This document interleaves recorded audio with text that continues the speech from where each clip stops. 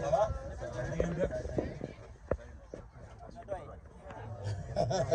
la doy yow ku jëflante yow lu doy lay def yàlla na yàlla sant dogalu yàlla la Youssou Ndour di gérer di merci beaucoup moom mooy def tout ce qui est glace ak glace ak innovation voilà merci c'est moi yow mi ngi noonu c'est moi qui vous remercie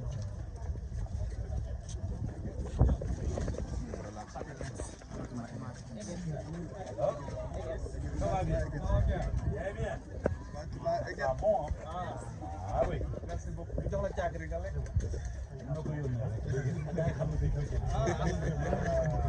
voilà mi ngi noonu di waxtaan ak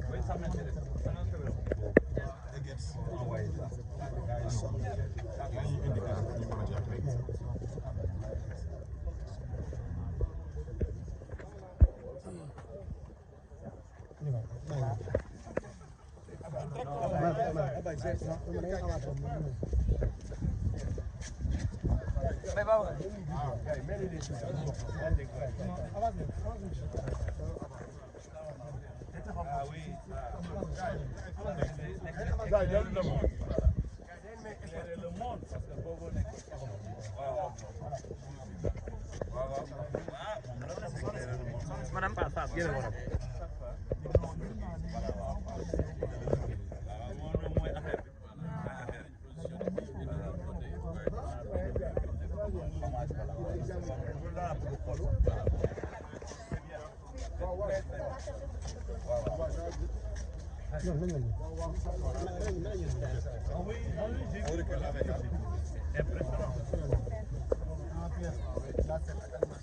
Wow. Wow. Oui, oui. Voilà, ok, voilà. Oui, oui. Et puis, les partenaires sont montés ici. Nekk da nga ñëw fekk waa Nescafé ñoo yéewoon fekk ñu système bi. Loolu moom. Te moom forum. Mel ni daal forum la nekk di def. On a la.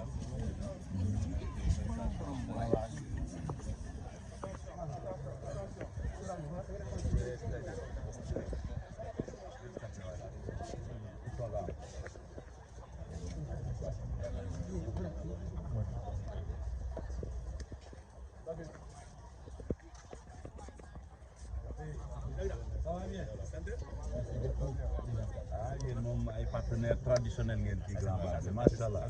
depuis yéen ñëpp ngeen bu baax a baax ñu def xool hommage ñu xool mur hommage bi fii ci ginnaaw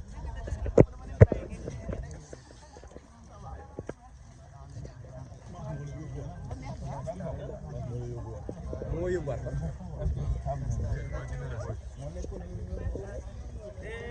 comment tu vas? Ça va bien, ça va bien, ça va bien, bien.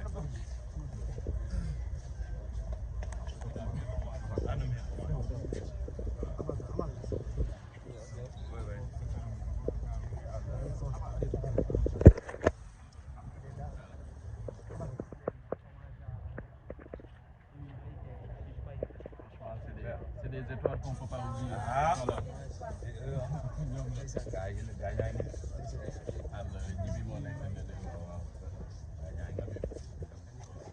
En tout cas, je voulais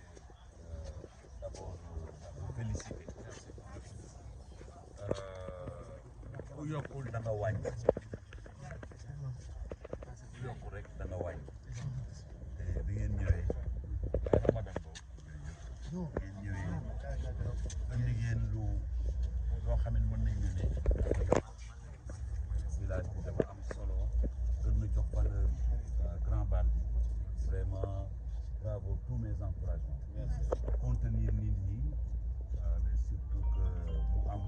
contenu bu doy mooy maanaam bu bëggee lekk bu fekk ko fi war a jaar tamit jaar ci tam vraiment dina permettre événement bi nga xam ne ñun ñëpp ñoo ko bokk toujours muy gën a am valeur si gën a joxe dimension yoo xam ne sax weesuñu concert donc je suis très content vraiment de la collaboration maa ngi leen di encourager ñëpp féliciter remercier Tête Fils ak madame boobu nga xam ne moo leen di teewal et je pense que noonu rek moom affaire lépp chaîne la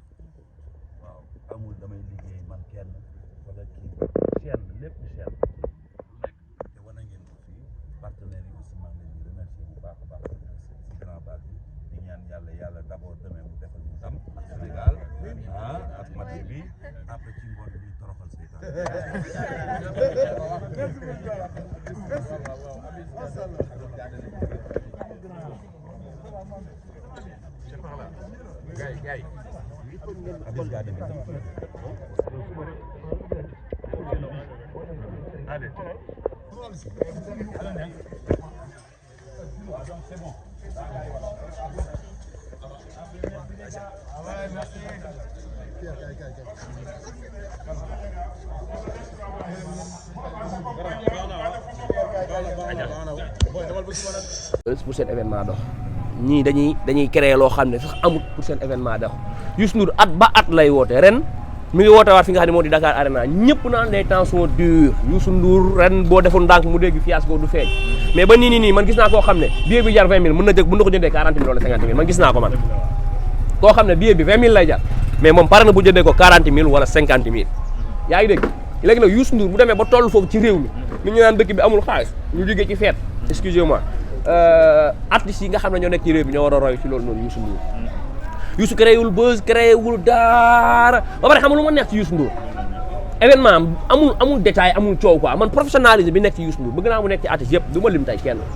mais à part Youssou Ndour laa yëpp teg ne yeneen artistes yëpp nañu roy ci Youssou Ndour ni muy defee événement grand bal ngay gis mu am journal TFM bu ko weesoo jeex na ay spot ngay gis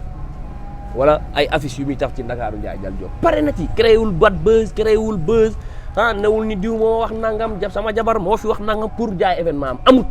yeneen artistes yi nag ku ciy def événement di nga créer sa bad buzz pour mu dox. mais est-ce que c'est pareil nga jël Youssou Ndour en tant que artiste boo xam ne nii international la kenn dootu ko wax di wax sax beneen artiste fii ci réew mi. waaw royukaay bi laa bëgg ñu xam ko d'accord naa fi ngay waxee mais est-ce que moom niveau bi mu nekk xale yooyu nekk nañ foofu ba nga xam ne tey bu ñu xewlee dañuy def comme ni mu def bu ñu ko defee est-ce que dina bokk. est-ce que Youssou daa jug rek am egg ci niveau bi mu yegg. déedéet dafa rampe ba yegg fa dafa am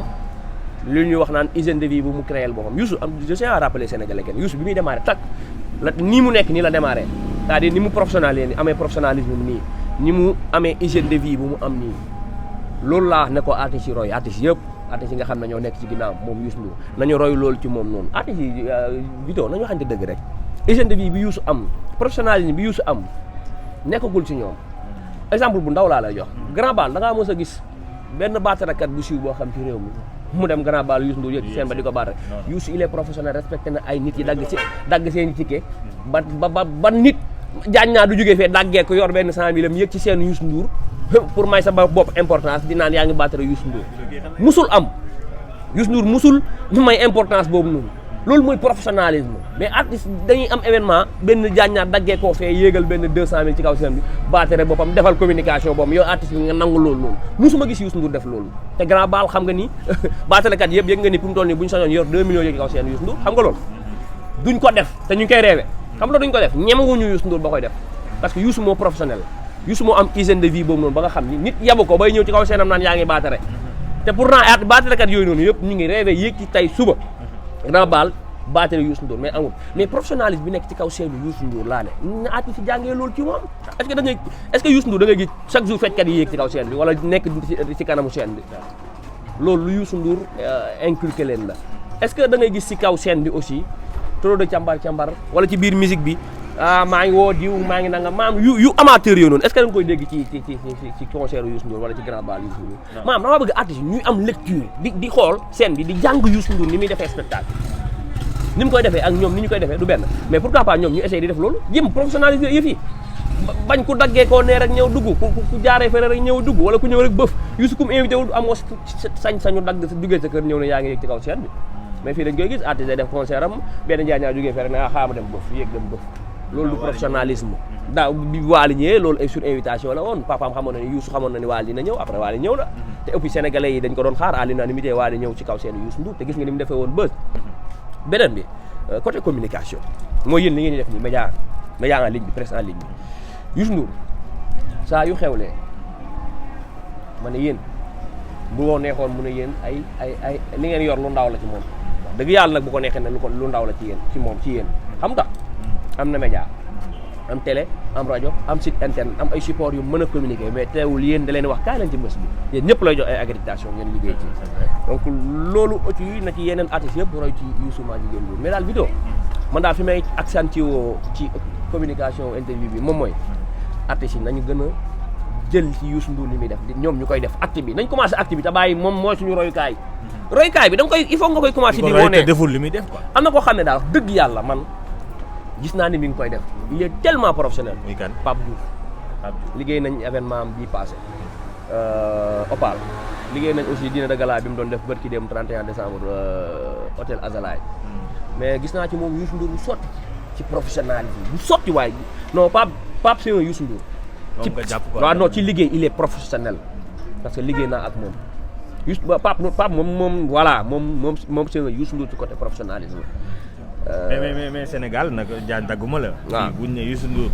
ñu ci bëri tey dañ naan Wally Ballago Seck la. bien sûr kon dëgg la Pape Diouf mën na nekk futur Youssou Ndour. waaw mais tey Sénégalais yu ci bëri bu ñu waxee loolu ñoom ñu ci bëri dañ naan non à part Wally Seck. à part Youssou Ndour Wally Seck la mais c'est vrai am na loolu kenn dindiwu ko rang la boo xam ne moo fa nekk. loolu kenn dindiwu ko mais man je parle ci travail bu professionnel bi nga xam ne dama koy gis ci sunu papa Youssou Ndour man je parle ci professionnalisme sur kaw scène je parle de looloo xam ni un directeur artistique moom moo koy xam man li may wax nii koo xam ne dafa étudier naka la ñuy manager artiste moom moo koy xam maanaam li Youssou di dégager sur kaw scène Youssou li muy dégager buy préparer événement grand bal bi gis nga li Youssou di dégager préparation bi gisoo Youssou fenn fu mu late ci ay vidéo gis nga ko amul de yeneen artistes nag bu ñu amee événement dinañ lata fépp waaw pour jàpp ni loolu moom mooy jaxal événement bi mais aussi Diagne grand bal bu daaw waaw dafa mel ne bu ren maanaam soo koy seetaanaat da ngay mel ne yaa ngi grand bal bu ren ma gis ne aussi ren Papa Youssou daal di koy jëlaat yóbbu ko li nga xam ne moo di arena waaw comprendre nga daal di koy yóbbu li nga xam ne moo di arena de Dakar waaw sénégalais yi ne dëkk bi dafa dëgër mais terewul maa ngi gis ni bay 10 000 yi jeex na bay 20 000 yi jeex na 50 000 yi sax daanaka da nga koy wër ba tas doo ko gis tel chargé sa lii lan mooy problème boo nga xam ne tey gars yi dañ naan dëkk bi dafa dëgër fa nga ko yóbbu dafa sorti terewul ñu ngi naan bay jeex na xam nga lu waral loolu Youssou Ndour a toll noonu encore une fois de plus vidéo grand bal dafa dem ba bokk ci taarixi réew mi xam nga loolu te xam nga ni grand bal dañ ko war a histoire la bu ñu war a bind ci réew mi alors Diagne aussi ci surprise yi ba léegi laay desandi ndax Wally Ballago Seck bi mu yéegee si kaw scène am na loo xam ne ni promettre na ko sénégalais yi ne moom la bëggoon di moom bi muy wax devant la scène ndax nee na bëgg na def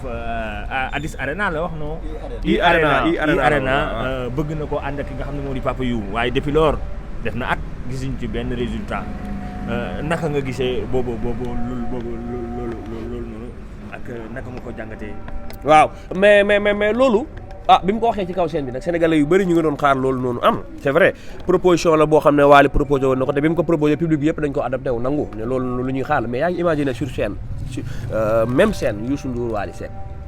yaa ngi imaginer loolu événement boo xam ne ñaari tête d'affiche la ñu ne Wally ak Youssou Ndour affiche bi génn ñu ne Wally gi nii ci wet gi Youssou ngi ci wet gi dañuy dem Adidas Arena wala dañuy dem i Arena stade bi gën a mag France wala je sais pas ñoom ñaar ñu koy def Wally tëgg 1 heure de temps annoncé papa mu yëg ci kaw scène Youssou tëgg 1 heure de temps loolu musul am ci àdduna donc loolu aussi ñu ngi xaar mu am retombé pourquoi pas ren mun naa am ren Wally bu jamaatee Dakar Arena pour que peut-être ñu joxe nga fu date bi officiellement mu mën a am mais loolu lu am solo la te musique bi soxal na ko te sénégalais yi aussi ñu ngi xaar loolu pourquoi pas mën na ne waaw fi ngay tëjee rek mooy ban jàngat la ci artiste wala jëlee ci li nga xam ne moo di 3 janvier parce que lii nag leçon la boo xam ne ni chaque année suñu papa jox ñu ko leçon la boo xam ne ni da koy jàngale li nga xam ne moo di artiste waaye leçon la da koy jàngale ñi nga xam ne tey dañuy def art ngir am li nga xam ne moo di professionnalisme ci wàllum musique waaw mais mooy li ma la wax tout à l'heure rek nañu gën a bàyyi xel li ñuy def ci professionnalisme bàyyi xel Youssou Ndour mooy li ma la wax sànq rek xam nga ñoom dañ naan Youssou mooy suñu papa mooy suñu idole mooy suñu référence mooy guy gu daar géeg yooyu yëpp dafa yem ci ay paroles mais na yegg ci acte léegi mooy tout à l'heure li ma la wax sànq rek man ku ne sa gis-gis nga li ma gis ci professionnalisme Pape Diouf ci Youssou Ndour ci Pape Diouf laa koy gis Pape Diouf laa gis nii lui tu travailles avec lui tu sens que ni kii c'est un professionnel je t'ai dit tout à l'heure liggéey nañ ci Opalam France bii nii le 27 bi passé liggéey nañ aussi dîner de gala bi ñu doon def hôtel Azalaï donc man gis naa ci moom professionnalisme te man j'adore un gars buy liggéey ci professionnalisme yeneen artistes yi nañu bàyyi xel loolu noonu ci Youssou Ndour ñoo di professionnalisme bu bari du ko doxee nag bañ mu yem ci ay mooy sama papa ci moom laay roy bu mu yem ci moom laay roy noonu donc roy ko ci ay actam roy ko ci professionnalisme am roy ko ci hygiène de vie am roy ko ci dëxëñu liggéey te bàyyi ay détails xam nga showbiz mënul ñàkk mais yu bëri ngeen moytu ko te xam ni showbiz moom saa yi defalu la carrière Youssou Ndour showbizul te gis nga ko carrière bi mu am ba nii mënoo yëkkati benn xale na ko yaa ngi ci tànk Youssou Ndour de xam amagul donc loolu aussi nañu roy ci moom te xam ni Youssou Ndour carrière bi mu nekk nii ci yoon boobu noonu na ñëpp débarqué seen ay caméra dem ci yoon boobu noonu dem fa doxi. mënuñoo xaar tamit suba mu ne bii mooy las concert am. ah loolu Youssou Ndour pareegul de ngay tëggaat da nga naan ay las concert am. bàyyeegul ma ne Youssou daa xam nga kan mooy bàyyi ku sénégalais yi doyal ci ñoom Youssou nit ñi dañoo doyalagum ci moom ni ku ñu doyal lañ naan sëñ bi ñun kat bàyyi nañ waaye Youssou kenn doyalu ci moom bu bëggoon ba sax sénégalais yi ñoo naan ko xam te Youssou nag bokkul ci artiste bu naan bu annoncé ouvertement naan bàyyi naa man ni ma ko liiree ci professionnel yi man xam naa ne Youssou Ndour mooy toog ne non j'ai décroché bàyyi naa du bàyyi du xeew Youssou daal dañ koy ñaanal suñu borom may ko wér-gu-yaram muy gën a gudd fan di ñu gën a bëggal waaye man moom bokk ma ci ñiy xaar naan bàyyi na wala kii na Youssou du bàyyi parce que moom bu bëggoon bàyyi sénégalais ñu naan ko Youssou bawoo da ngaa bawut jërëjëf bëgg nañ aja mbégte alors Diagne fi muy ñëwee di insister ci grand bal comme ni ma la ko waxee grand bal bu daaw comme mën naa ne mooy grand bal bu ren ndax boo koy seetaan naan li nga xam ne moo di vidéo yi dafa mel ne ren la ko joué de telle sorte que moom mu jël ko ren daal di koy yóbbu fële nga xam ne moo di arena bu Dakar terewul sénégalais yi ñii nee nañ dafa dëgër ñii nee nañ dafa sori mais la plupart 10 000 yi jeex na bi 20 000 yi jeex na 50 000 yi fi mu toll nii boo koy wër sax daanaka da ngay sonn pour gis ko. vidéo xam nga lu waral loolu. Youssou toll nii ne mel waxoon naa ko daal dama koy répété waat gis nga grand bal dafa dem ba dugg ci taarixu réew mi quand je dis taarixu réew mi nag moom mooy histoire la bu ñu bind ba pare loolu mu ngi mel ni ñu naan tabaski événement la Gossas Dakar Sénégal autant pour moi gis nga grand bal noonu la ko sénégalais di waajee est-ce que xam nga ne am na ñoo xam ne bitim réew la ñuy jógee pour bal ci grand bal xam nga loolu boo demoon aéroport nii toog di xaar am na ay vol yu ñëw yoo xam ne grand bal moo leen fi indi te je te dis une chose bi mu koy mujjee def Dakar Arena bi mu jeexee am na ñoo xam ne ay 13 heures lañu yegg seen kër moom Youssou Ndour gis naa fu nit na ma mu wax ni bi avant muy egg moom midi la dugg këram moom rek moom mi tëgg soirée pour mu yegg këram midi la dugg këram kon moom xam na ample vidéo Youssou Ndour la personne maanaam nitu Youssou Ndour ci boppam moom monument la ci Sénégal c'est-à-dire Youssou Ndour mu ngi mel ni nga ni gi nga sunu maam Abdoulaye Wade ni mu doonee monument ci réew mi Youssou Ndour moom aussi noonu la amee monument wu boppam ci réew mi maanaam Youssou Ndour tey jii bu woote woon sax fu gën a mag Dakar Arena noonu lay mel pas mu fees pas mu am coono ci nit ñi fay dem di ko baale parce que moom moo toll noonu ci réew mi yaa ngi wax sànq côté billet yi man wax naa la ko léegi nee naa la gis naa nit koo xam ne billet bi 20 000 lay jar mais bu gisee 40 000 ku ko jaay mu jënd ko jaral la nit ñi pare nañ pour taal seen oto yi def ci essence dem baale ji Youssou Ndour parce que maanaam Youssou Ndour moo doon koo xam ne marque la signature la Sénégal ak Afrique ba bu wootee noonu lay toll fi mu toll nii billet da ngay laajte ñun la billet 10 000 amatul billet 20 000 amatul billet amatul mais billet am na de mais gars yi billet yi Youssou génn di ko jaayee 20 000 nit ñi da ngay ñëw nga jënd sa billet 20 000 gis nit ñëw ne la booy man amaguma bi ngeen ko yor naa benn billet 40 000 laa la koy jaay man dama koy jënd parce que Youssou Ndour moom moo toll foofu noonu encore une fois de plus Dakar Arena sori na coono la métti na mais lu tax sénégalais jaral leen ñu jël coono boobu noonu di ko tego parce que da koo jar Youssou moo jar sénégalais jël ay coono di sacrifié wu di dem di ko fekk grand mais boo may ñëwal tuuti ci maanaam Youssou Ndour sur concert moom rek laa fi gis seul artiste muy way le plus de 1 heure et quelque non 10 morceaux wala 50 morceaux wala 20 morceaux maanaam su ma la joxee xayma exemple maximum 20 morceaux da koy way sur scène maanaam yow mi nga xam ne yaa dagg 10 000 francs sax da ngay satisfaire ci li nga xam ne moo di concert boobulee lan la ba nga xam ne moom ku ko seet si jàppalewul ku dagg 50 000 ak ki dagg 20 000 ak ki dagg 10 000 ñoom nee nañ mag la mooy prof gi nga ndeysaan ma indiwaat tey moo émission bi dina bëri moo professionnalisme Youssou Ndour mës ngaa dégg ñu ne tey Youssou baat bi daa dee de mës ngaa dégg doo ko mës a dégg wala ñu ne non magam mi ngi feeñ ci baatam il est professionnel dafa am hygiène de vie bu mu am moom Youssou Ndour man ren gis naa si feet bi barke maam Cheikh Rafal gis naa artiste bu woy ma sentir ni voix am dafa caché barke maam Cheikh Ibrahima Fall ma sentir ni voix am non bu wax kenn kay mais loolu du professionnalisme barke Cheikh Ibrahima Fall artiste bu mag fii ren mu woy ma sentir ni sa voix a caché maanaam baatam dafa dee Youssou Ndour ndeysaan xam man damay gëstu waxtaan naa koo xam ne musicien la bu mag mu ne ma Youssou Ndour bu waree tëgg du wax maanaam tey bu suba du wax du jël téléphone di wax maanaam du utiliser am voix am day reposer voix am loolu professionnalisme la hygiène de vie la du wuy téléphone du wax pour sonal voix am booy nag du mën a booy sax artistes yi nag ñoom da nga ci gis ko am événement bu mag a mag dem ko ñoom ko mis taal playback wax allo téléphone waa bi wax te sa voix bi ngay lii moom mooy sa matériel lii moom ngay liggéeyee woo jaay ko du bi allo booy bi fu mu toll jàng ne di utiliser sa voix di sonn Youssou Ndour doo dégg mukk ñu ne baatam sonn na te Youssou Ndour mi yuuxu suba Dakar Arena ak Youssou Ndour bu yuuxu woon Bercy 2025 même voix bi la seetu leen loolu ngeen xool mais est-ce que jàpp xaaral ma ñëw rek loolu xam nga la moo ko may mooy encore une fois de plus li ma la waxoon sànq mooy hygiène de vie artiste dafay defar yaramam am hygiène de vie régler boppam bañ lay dégg ci yenn détails yi dégg nga fi ba taay ñu ne artiste diw lañ jàpp mu yor nangam loo xam ne substance la Youssou Ndour mos ngaa dégg ci carrière ñu waxal ko détails yu ñàkk la yooyu noonu amul am hygiène de vie bu rafet bu waree wéy artiste fan sa ñëpp xam nañu Youssou du dégaame bu ñëwee day wéy li ngeen bëgg a dégg la leen di jox te seetlu nga Youssou Ndour grand bal la ma woyoon bii passé nii grand théâtre bu ñëwaatee woyaat ko da nga naan lii xanaa lu bees la lu mu génn moom laa lay wax sax te pourtant du lu bees la lu fi def ay 10 ans la peut-être ay wéy mais bu ko woyaatee nga ne lii lu bees la lu mu génn encore une fois de plus mooy dafa am hygiène de vie ba pare li muy def cee def professionnalisme ñi nekk ci Youssou buy tëgg da ngay sentir ni kii c'est un professionnel bu xoolee bàyyi xel li muy def da nga naan kii c'est un professionnel li muy def nii lu mu maîtriser la donc Vito du benn Youssou bu woote woon amitié tey xam nga defoon na fi grand théâtre tëgg grand théâtre ñu affaire yi fees ñu nekk ci biir ëpp mu ne suba nañ ko defaat sànni biir ñaar tëggaat ko loolu moom dong moo ko njëkk a def Sénégal na ko jeune artistes yi nekk ci réew mi di ko bàyyi xel jam ñaari sori na mais ñi jaral na leen ko waa léegi sori na te saa yi wooyee ñu ween wuyu ji ko waaw daa métti mais nit ñaa ngi dem mais bu méttee nit ñi dem nag mais man surprise laay ñëw quoi maanaam daaw dañoo gisoon mu am ay surprise yu am solo ndeysaan waa léegi yooyu mel ni Wally Ballago Seck mën naa ñëwaat de waaw sunu papa ñëwoon na aussi waaw Happy New Year ñëwoon na fa daaw mu nekkoon loo xam ne nii lu am solo la ren tey sunu papa Souleymane Faye Happy New Year waaw boobu loolu ndeysaan looloo neexoon ndeysaan Happy New Year te xoolal gars yi dañoo foogoon daa déggaame mooy li ma lay wax rek booy xamuñ musique Souleymane Faye ngeen ni traité que daa déggaame ki daa xawee ci àdduna bi waxuma Sénégal da ki daa xawee ci àdduna bi sénégalais yi na daa dégaame yow Souleymane Faye dina dégaame yow dama lay laaj yow mi nga xam ne am nga oreille musicale waaye fi gën a neex moo ko waaye di fi mu toll nii ci réew mi l'une des plus grandes voix de la musique africaine